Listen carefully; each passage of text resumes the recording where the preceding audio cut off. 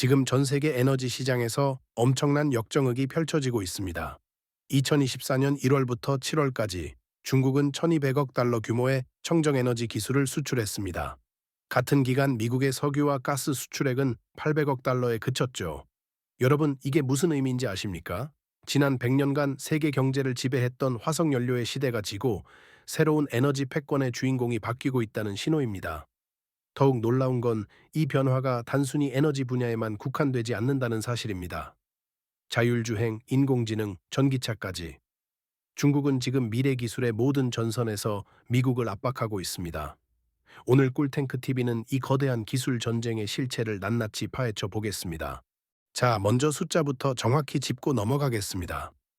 블룸버그 뉴 에너지 파이낸스의 보고서에 따르면 2024년 전 세계 청정기술 제조시설 투자액의 76%가 중국에 집중되었습니다.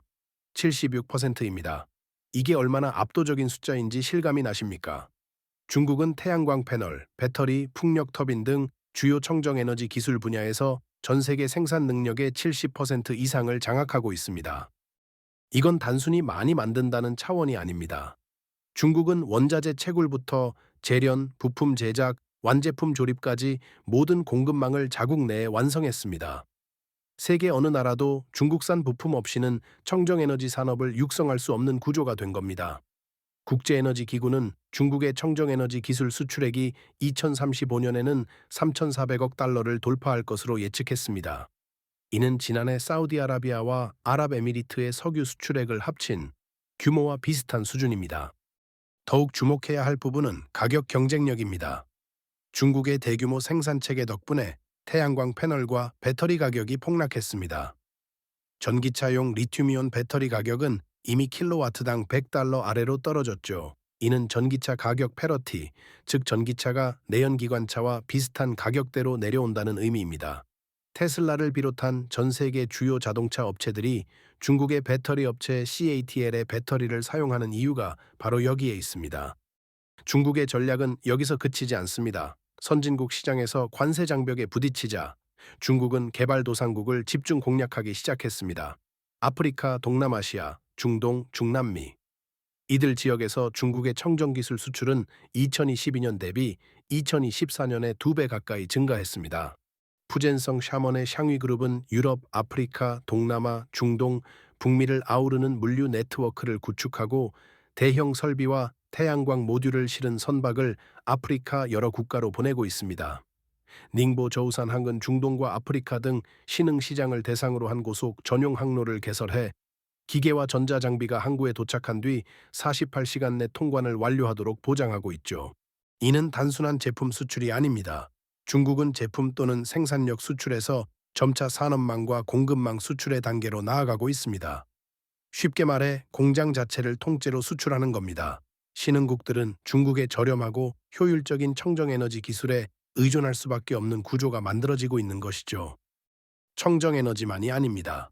자율주행 분야에서도 중국은 무서운 속도로 치고 나가고 있습니다. 코트라가 최근 발간한 보고서에 따르면 2024년 중국 자율주행 시장 규모는 4천억 위안, 한화로 약 76조 8천억 원에 근접했습니다. 이는 같은 기간 한국 자율주행차 시장 규모의 약 32배에 달하는 규모입니다. 중국 시장은 2027년에는 8천억 위안, 한화 약 153조 7천억 원까지 성장할 것으로 전망됩니다. 중국이 자율주행차 분야에서 세계 시장의 30%를 장악하며 글로벌 패권 경쟁을 주도하고 있다는 분석도 나왔습니다. 특히 상용차 자율주행은 이미 수익 창출이 가능한 상업화 단계에 진입해 2025년을 기점으로 본격적인 시장 확산이 예상됩니다. 바이두의 로보택시 아폴로고는 2024년 4분기에만 110만 회 운행을 기록했으며 누적 운행 횟수는 900만 회 이상입니다. 전체 레벨 4 자율주행 누적 주행거리는 1억 킬로미터를 넘어섰죠. 구글 웨이모의 경쟁 기업으로 불리는 바이두는 2025년까지 서비스 지역을 65개 도시로, 2030년에는 100개 도시로 확대 운영하겠다는 방침을 내놨습니다. 더욱 놀라운 건 최근의 변화입니다. 저가형 인공지능 모델로 미국을 단숨에 따라잡은 딥시크가 자율주행 분야의 진출을 예고했습니다. 중국 최대 전기차 제조업체 비아디의 왕찬프 회장은 딥시크와 협업해 개발할 소프트웨어를 향후 비아디의 모든 생산 차종에 탑재할 것이라고 선언했습니다. 비아디뿐 아니라 지리자동차, 둥펑자동차, 장성자동차, 상하이자동차 등 중국의 다른 완성차 업체 10여 곳도 잇따라 딥시크 활용 계획을 내놓고 있습니다. 자, 여기서 핵심적인 질문을 던져야 합니다. 도대체 어떻게 중국은 이렇게 짧은 시간에 이 모든 것을 이뤄낸 걸까요? 우연일까요? 절대 아닙니다. 이는 10년 전부터 시작된 중국 정부의 치밀하고 체계적인 전략의 결과입니다. 2015년 중국 국무원은 중국 제조 2025 정책을 발표합니다. 이 정책의 핵심은 명확했습니다.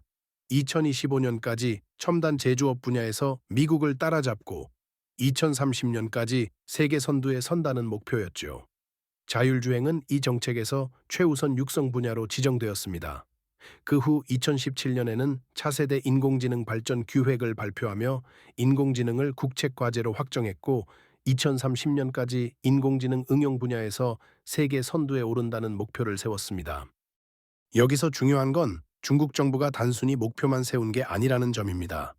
막대한 보조금과 세제 혜택, 그리고 규제 완화를 통해 기업들이 마음껏 기술을 개발하고 시험할 수 있는 환경을 조성했습니다. 전기차 산업을 예로 들어볼까요? 차량 1대당 보조금이 2018년에는 무려 1만 4천 달러 수준에 달했으며 2023년에도 대당 4,600달러 수준의 금액이 지급되었습니다. 이러한 정부 주도의 막대한 지원 덕분에 중국의 전기차 침투율은 2021년 13%에서 2023년 33%로 급등했고 2025년에는 46%로 높아질 것으로 예상됩니다. 자율주행 분야도 마찬가지입니다. 중국 정부는 2022년 8월에 차량에 아무도 타지 않은 완전 무인 로보택시 운행 허가를 내줬습니다. 미국보다 훨씬 빠른 속도였죠.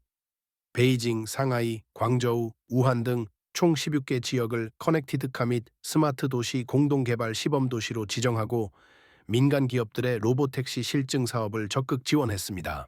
그렇다면 미국은 무엇을 하고 있었을까요? 미국도 가만히 있지는 않았습니다.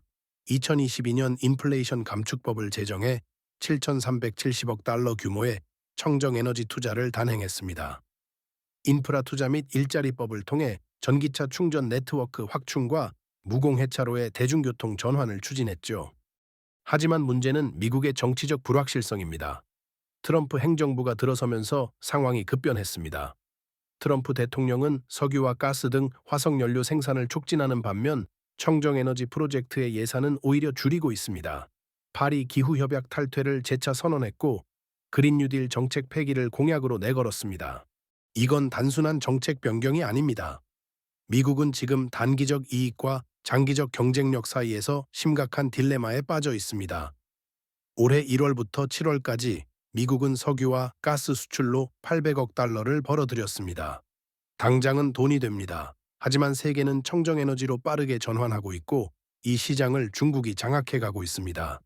국제에너지기구는 2035년까지 중국의 청정에너지 기술 수출액이 3,400억 달러를 돌파할 것으로 예측했습니다. 이는 사우디아라비아와 아랍에미리트의 석유 수출액을 합친 것과 비슷한 규모입니다. 화석연료가 석유 왕국의 수출 수입과 맞먹는 규모의 새로운 수출 산업으로 부상하고 있는데 그 주인공이 미국이 아니라 중국이라는 겁니다. 중국의 진짜 경쟁력은 개별 기술이 아니라 생태계 통합에 있습니다. 차량 제조사뿐 아니라 반도체, 인공지능, 정밀지도 등 핵심 기술 분야를 자국 기업이 주도하고 있습니다. 대규모 내수 시장을 바탕으로 대량 생산이 가능해 가격도 획기적으로 낮출 수 있죠. 대표적인 예가 라이다 센서입니다. 일반적으로 라이다는 카메라보다 가격이 10배 이상 비싸 테슬라 등 일부 업체는 비용 절감을 위해 이를 배제하고 있습니다. 반면 중국 기업들은 대량 생산 체계를 구축해 라이다 가격을 약 1,000달러, 한화 약 140만 원 수준으로 낮췄습니다. 이는 기술력만의 문제가 아닙니다. 전체 산업 생태계가 유기적으로 연결되어 있기 때문에 가능한 일입니다. 중국 물류구매연합회 통계에 따르면 중국 물류 공급망의 인공지능 침투율은 37%를 넘어섰습니다. 그중 운송 시나리오 최적화 관련 침투율이 가장 높은 78.18%를 기록했죠. 80가의 국가급 첨단 제조업 클러스터가 고급 장비, 신에너지 등 분야를 포괄하고 있습니다. 이는 단순히 공장이 많다는 의미가 아닙니다. 연구개발부터 생산, 물류, 판매까지 모든 단계가 하나의 유기체처럼 작동한다는 뜻입니다. 자율주행 기술에서 가장 중요한 건 무엇일까요? 바로 양질의 주행 데이터입니다. 수많은 자율주행 차량들이 도로를 돌아다니며 데이터를 수집해야 기술이 고도화됩니다. 중국은 이를 너무나 잘 알고 있었습니다. 현재 중국에서 레벨 2 이상 자율주행 기술이 적용된 승용차의 보급률은 55.7%에 이릅니다. 우한에만 약 1000대의 자율주행 택시가 운행되고 있고, 베이징은 서울 면적의 5배가량인 약 3000제곱킬로미터를 자율주행 시범구로 확대했습니다. 무인 차량 누적 운행 거리는 1700만 킬로미터이며 최소 150만 명이 자율주행 서비스를 이용했습니다. 이게 무슨 의미인지 아십니까? 매일매일 어마어마한 양의 실제 도로 주행 데이터가 축적되고 있다는 겁니다. 이 데이터는 인공지능 알고리즘을 훈련시키는 데 사용되고 기술은 날로 고도화됩니다. 반면 미국과 한국은 안전관리원의 동승 아래 제한된 노선에서만 시범 운행이 이루어지고 있습니다. 데이터 축적 속도에서 이미 엄청난 격차가 벌어지고 있는 겁니다. 컨설팅 업체 가이드하우스의 2024년 자율주행 순위 보고서에 따르면 상위 10가의 기업 가운데 중국 업체는 2위 바이두와 7위 위라이드 두 곳으로 미국에 이어 두 번째 비중을 차지합니다. 10위권에 이름을 올린 한국 기업은 없습니다. 한국 스타트업인 A2G와 현대차그룹 자율주행 자회사 모셔널이 각각 11위와 15위에 올라 있을 뿐입니다. 그리고 2025년 모든 것을 바꿀 수 있는 게임 체인저가 등장했습니다. 바로 딥시크입니다. 딥시크는 저가형 인공지능 모델로 미국을 단숨에 따라잡았다는 평가를 받고 있습니다.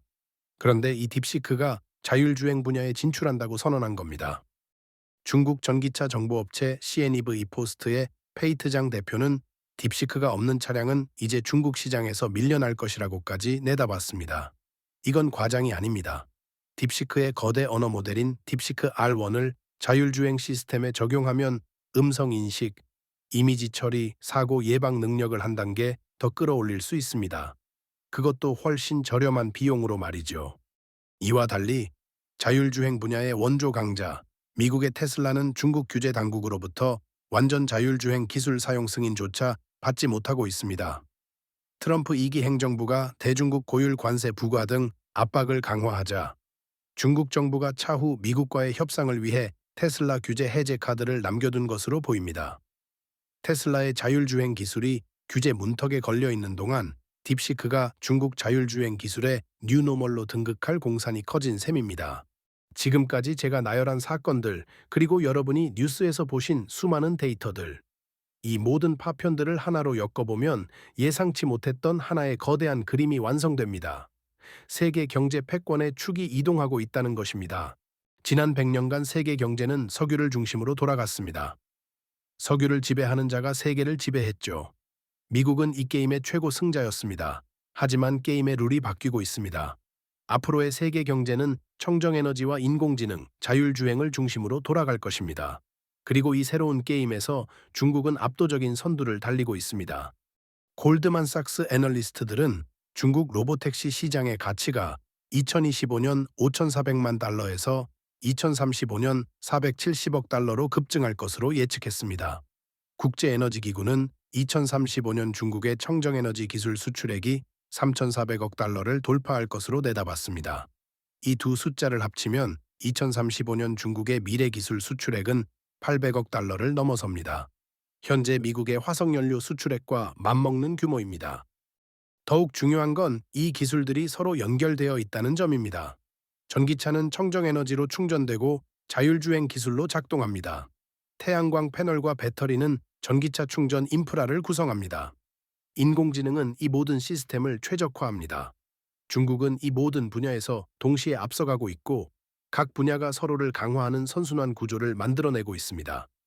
여러분, 지금까지 우리가 살펴본 내용을 정리해 보겠습니다. 중국은 10년 전부터 치밀하게 준비해온 국가 전략으로 청정에너지와 자율주행 분야에서 압도적인 우위를 확보했습니다. 전 세계 청정기술 제조 투자의 76%, 생산 능력의 70% 이상을 장악했고 자율주행 분야에서도 세계 시장의 30%를 차지하며 빠르게 격차를 벌리고 있습니다. 반면 미국은 화석연료와 청정에너지 사이에서 갈팡질팡하며 귀중한 시간을 허비하고 있습니다. 이건 단순한 기술 경쟁이 아닙니다. 향후 100년 세계 경제의 주도권을 누가 잡느냐를 결정하는 문명사적 전환입니다. 우리는 지금 역사의 중대한 기로에 서 있습니다.